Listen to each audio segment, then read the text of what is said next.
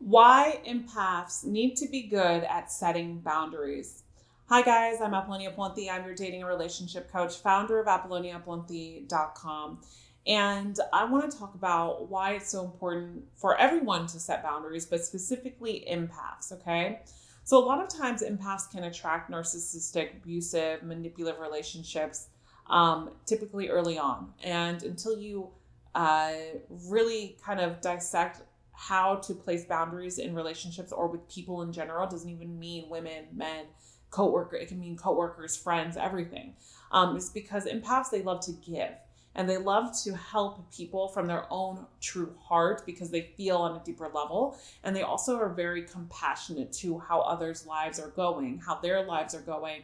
And they feel energetically as well sometimes. And this is so important because when we get to a point as an empath and we're just like, I just want to love someone and I want someone to love me, we dismiss our own oneness sometimes, meaning like we don't place boundaries and we let people take advantage sometimes. And we just say that, oh, they mean well though. And sometimes we find ourselves getting into this pattern and it comes into a people pleasing pattern that we subconsciously or consciously inherit. And then all of a sudden we're like, how did we even get here in the first place, right? So I want to give you some 3 tips in regards to empaths setting boundaries starting today.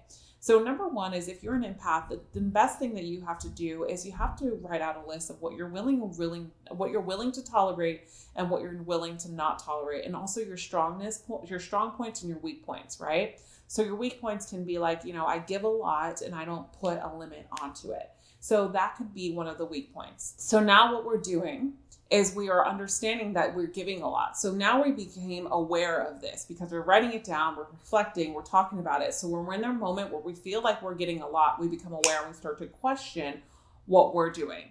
So then we can step back, scale it out and be like, all right, is this something that I find myself continuously doing? Because now you start to put yourself in your own mind frame and put yourself first because you're thinking about how and what you're doing.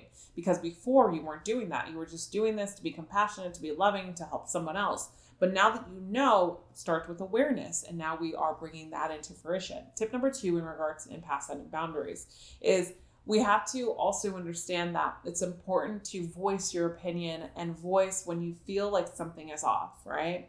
So taking time apart can also be really important from some maybe arguments in relationships or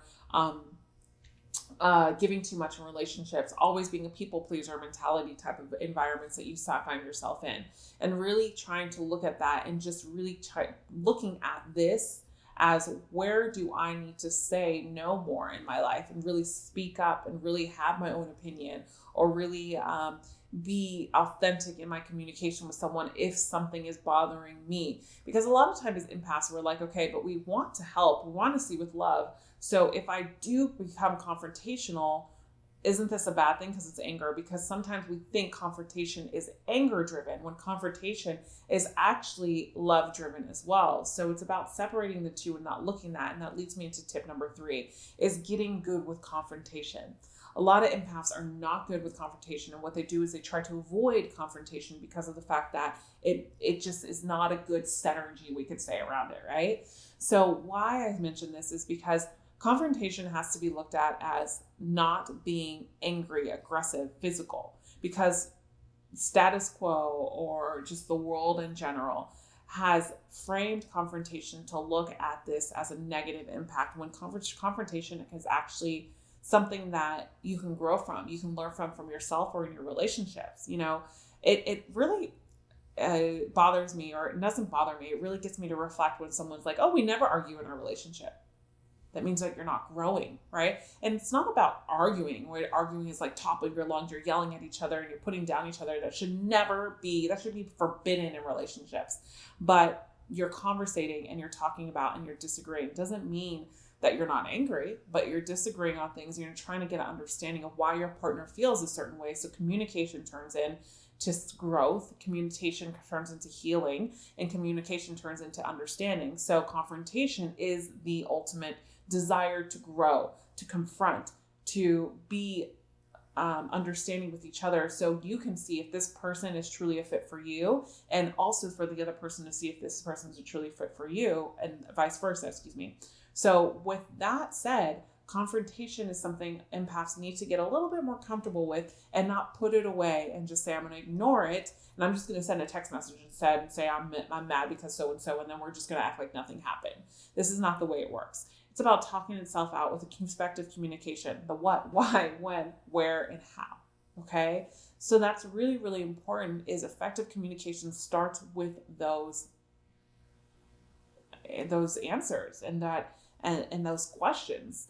And that's why it's so important for empaths to do this on a day-to-day level, so they can start to feel boundaries being put up and be more in charge sometimes when they get into relationships, so they can find that person that will understand them, as well as someone that they can trust to hold their heart.